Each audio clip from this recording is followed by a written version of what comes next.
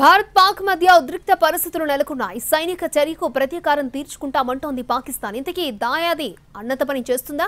అదే జరిగితే పరిణామాలు ఎలా ఉంటాయి? పరిమిత స్థాయిలో జరిగిన దాడుల్ని నిలువరించలేని పాకిస్తాన్ యుద్ధం చేయాల్సి వస్తే తట్టుకోగలదా? పెహల్గాంలో పర్యాటకుల హత్యకు ప్రతీకారం తప్పదన్న భారత్ అన్నంత పని చేసింది. ఊహించని రీతిలో ప్రత్యర్థిని దెబ్బతీసింది. ఆపరేషన్ సింధూర్ పేరుతో కీలక ఉగ్రవాదుల అడ్డాలపై దాడులు చేసింది. అంతర్జాతీయ సరిహద్దు దాటకుండానే గైడెడ్ మిసైళ్లు, సూసైడ్ డ్రోన్లతో ఉగ్ర స్థావరాలను ధ్వంసం చేసింది.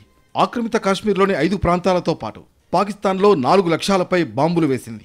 భారత్ దాడి పాకిస్తాన్కు ఊహించని పరిణామమేమీ కాదు. పహల్గాం ఘటనకు భారత్ నుంచి ప్రతిస్పందన ఉండి తీరుతుందని దాయాది ముందే ఊహించింది.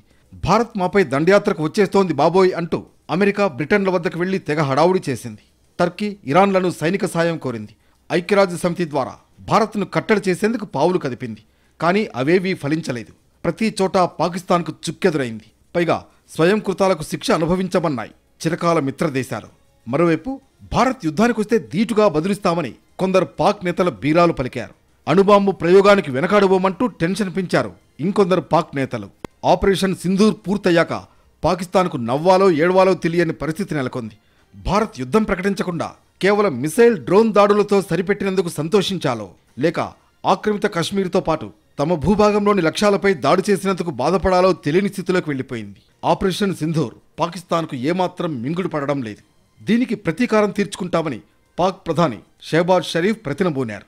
భారత్కు ఎలా సమాధానం చెప్పాలో తమ దేశానికి, తమ సైన్యానికి తెలుసన్నారు. ఎప్పుడు, ఎక్కడ, ఎలా అని చెప్పకపోయినా ఆపరేషన్ సింధూర్కు ధీటుగా బదిలిస్తామనే విషయాన్ని మాత్రం స్పష్టం చేసింది పాకిస్తాన్. పాకిస్తాన్ ప్రధాని పరువు కాపాడుకోవడానికి ఈ తరహా కామెంట్స్ చేసి ఉండొచ్చని కొందరు అంటున్నారు.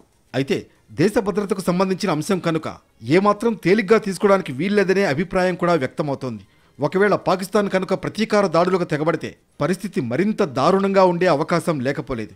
పాకిస్తాన్ దాడికి ఉపక్రమించడమే ఆలస్యం.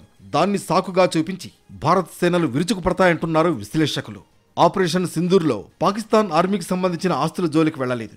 ఉగ్రవాదుల స్థావరాలపై పరిమిత స్థాయిలోనే దాడులు చేసింది. కానీ పాకిస్తాన్ దాడికి దిగితే మాత్రం ఈసారి భారత్ స్పందన చాలా తీవ్రంగా ఉంటుందని చెబుతున్నారు.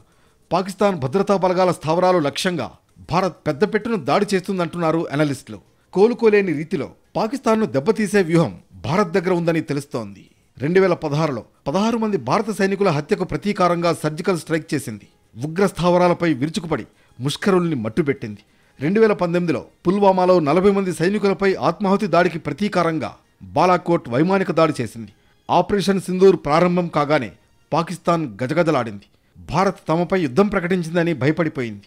దేశవ్యాప్తంగా రెడ్ అలర్ట్ ప్రకటించింది. అన్ని ఆసుపత్రుల్లో సిబ్బంది మొత్తం అత్యవసర విధుల్లో ఉండాలని ఆదేశించింది. తమ గగనతలాన్ని 48 గంటల పాటు మూసివేసింది. నిమిషాల వ్యవధిలో ఆపరేషన్ సింధూర్ను ముగించిన భారత్ వెంటనే అధికార ప్రకటన విడుదల చేసింది. తద్వారా తమ ఆపరేషన్ ముగిసిందనే సంకేతాలు ఇచ్చి ఉద్రిక్తతలకు తెరదించింది. భారత్ పరిమిత దాడులకు పరిమితమైందని తెలిసాక ఊపిరి పీల్చుకున్న పాకిస్తాన్ పాలకులు విమానాల రాకపోకల్ని పునరుద్ధరించారు. పెహల్గాం ఉగ్రదాడి తర్వాత చోటు చేసుకున్న పరిణామాలను బట్టి భారత్ ఏ క్షణంలోనైనా దాడి చేస్తుందని పాకిస్తాన్ ఊహించింది. భారత్ దాడి చేస్తే ప్రతిఘటించేందుకు బలగాలను సిద్ధం చేసింది. ఆయుధాలకు దుమ్ము దులిపి సరిహద్దుల్లో నిలబెట్టింది. కానీ భారత్ మిసైళ్లు, బాంబులు, డ్రోన్లతో విరుచుకుపడుతుంటే చోద్యం చూడడం తప్ప ఏమీ చేయలేని నిస్సహాయ స్థితిలో ఉంది దాయాది దేశం. దీనికి కారణం మిసైళ్ల రాకను పసిగట్టే రాడార్ వ్యవస్థలు కానీ, ఆకాశంలోనే వాటిని ధ్వంసం చేయగల రక్షణ వ్యవస్థలు కానీ లేవు. ఉగ్రస్థావరాలపై భారత్ మరోసారి దాడి చేయవచ్చనే భయం పాకిస్తాన్ను వెంటాడుతూనే ఉంది. ఈ కారణంగానే ఇస్లామాబాద్, పంజాబ్లలో విద్యాసంస్థల్ని మూసివేసింది. దేశవ్యాప్తంగా భద్రతా బలగాలను సిద్ధంగా ఉంచింది. కానీ భారత్కు దాడి చేసేటంత దుస్సాహసానికి పాకిస్తాన్ తెగబడే అవకాశం లేదంటున్నారు విశ్లేషకులు.